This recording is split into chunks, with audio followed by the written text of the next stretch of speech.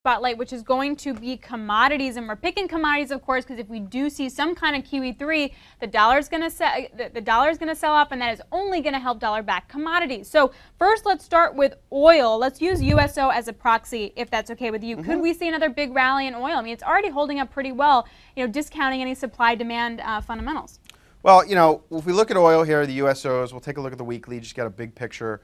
Not exactly a healthy-looking technical chart.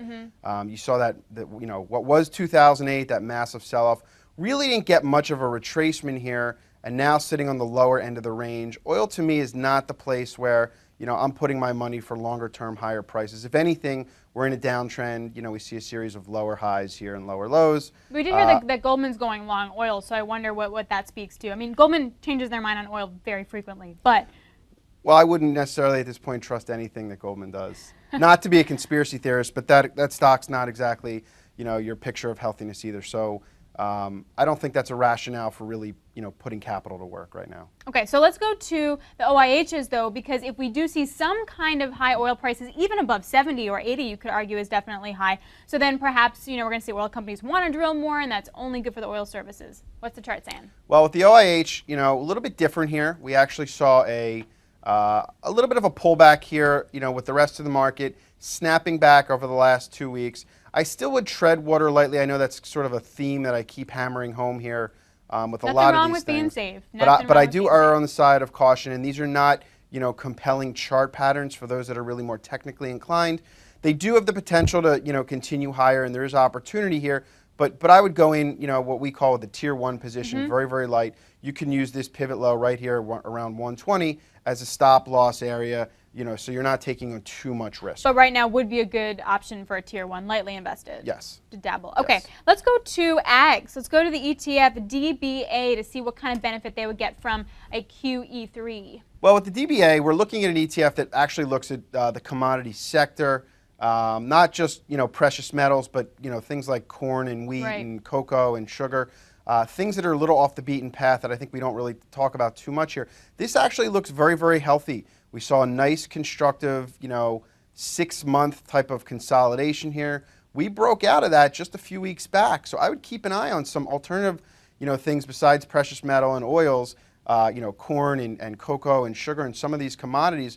They're starting to pick up steam here. So can you still buy here? Because every week when I look at those USDA reports, it just seems like the amount of corn, for example, planted is always considerably less than last year, which is totally a bullish signal for corn in particular. So can you buy here still? I think you can. I think you can probably leg into a trade. Obviously, I always prefer to buy on any short-term weakness as opposed to chasing a move.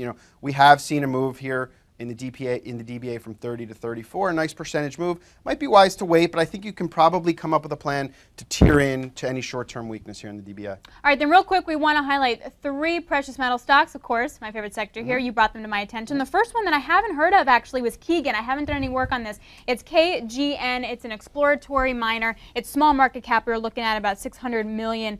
What's the trade? Let's take a look here at Keegan. Something that popped up into my mad scan, my filter here last night. Little bit of a, downward trend here. It looks like it's popping up against this trend line. Technically, this is an area you want to keep an eye on for a trade. We could see a move again. It's an $8 stock. It's not the healthiest looking picture. So it could be risky for a long term? Yeah, long term. I wouldn't. This is really more of a short term play, but you could see a move back to $8.50 and possibly even $9 in the near term. So percentage-wise, a nice move. Looks good if it can get through that trend line. All right, let's go to another gold play here is Nova Gold. That's a much bigger company, at $2.5 billion in market cap, but of course very risky, has copper, has gold, has had a really hard time. Yeah, definitely not, not trending with the gold sector, but you can see a nice base that we've been building here for the last couple of months. I'd keep an eye on Nova Gold if it can get through that 10.5 to 10.70 area and break out of this range, something that might see a pop back to the $12 to $14 area. Now, for the investor, keep in mind that its 2 big mines aren't going to come online for another 4 to 5 years, and they have about $4 billion in expenditures for both of those mines. So it's a hefty capital load they carry. Okay, let's round it out with silver. We want to go to AG. It's First Majestic Silver. What do you think of this trade? Looks good. This chart looks very, very healthy, and we could see a breakout here approaching this trend line that we saw here. Prior highs. Keep an eye here for a breakout in AG through the $25 area. Again, I look to be a buyer in any short-term weakness. You don't want to chase highs. You never want to chase highs. But keep an eye on AG as it's approaching its highs and looks good. And I have been hearing a lot about silver. Silver might break out. All right, we'll be right back after this with some tech stocks you want to look at and some quick ways to make some cash.